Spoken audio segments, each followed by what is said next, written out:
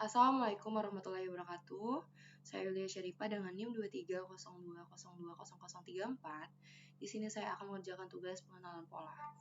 Pada kesempatan ini, saya akan menjelaskan proses klasifikasi data diabetes menggunakan metode Naipy Bayes.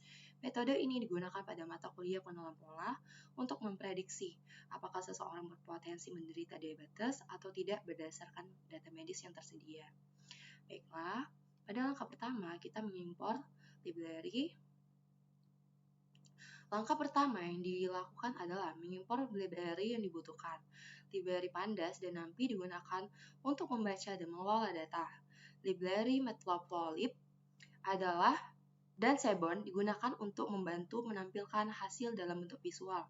Sedangkan library dari Sclaren digunakan untuk membagi data, membangun model Naipy Bayes, serta mengevaluasi hasil klarifikasi.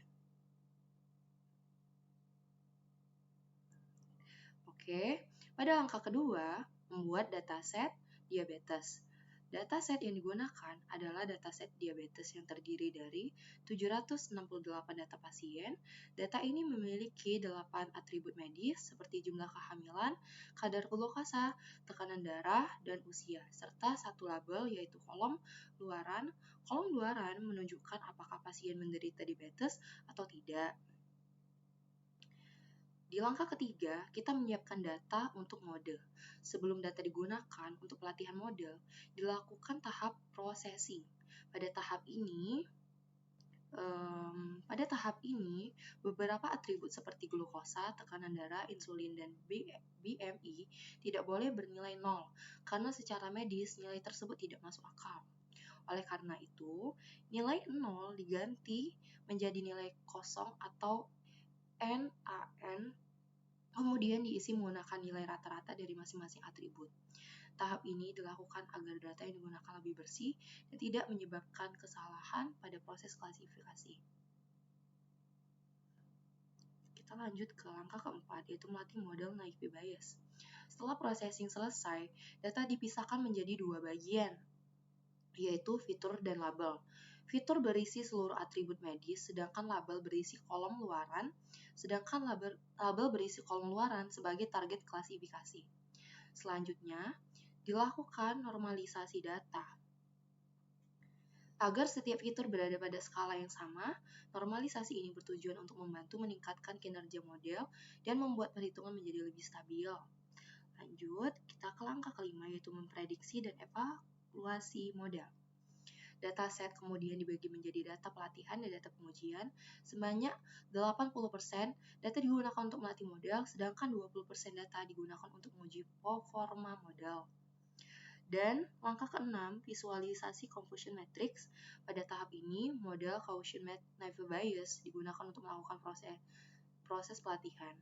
Naipy Bayes bekerja berdasarkan perhitungan probabilitas dengan asumsi bahwa setiap fitur saling independen.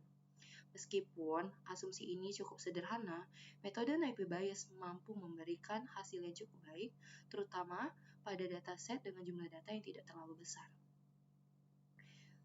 Hasil confusion matrix ditampilkan dalam bentuk head-hub agar lebih mudah dipahami. Dengan visualisasi ini, kita dapat melihat secara jelas performa model dan klasifikasi data diabetes. Di sini, jumlah kehamilan, glukosa, tekanan darah, terbak kulit, insulin, BMI, persentase UMR luaran, dan kolomnya non, null, count, dan tipe. Di sini terdapat akurasi model sebesar 74,68%, dan ini adalah confusion matrix. Klasifikasi report.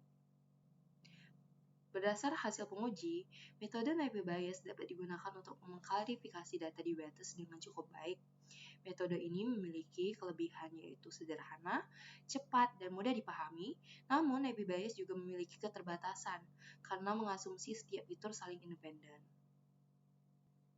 Sekian, terima kasih dari video pembelajaran untuk menyelesaikan tugas UAS dari pengenalan pola. Saya akhiri, terima kasih. Wassalamualaikum warahmatullahi wabarakatuh.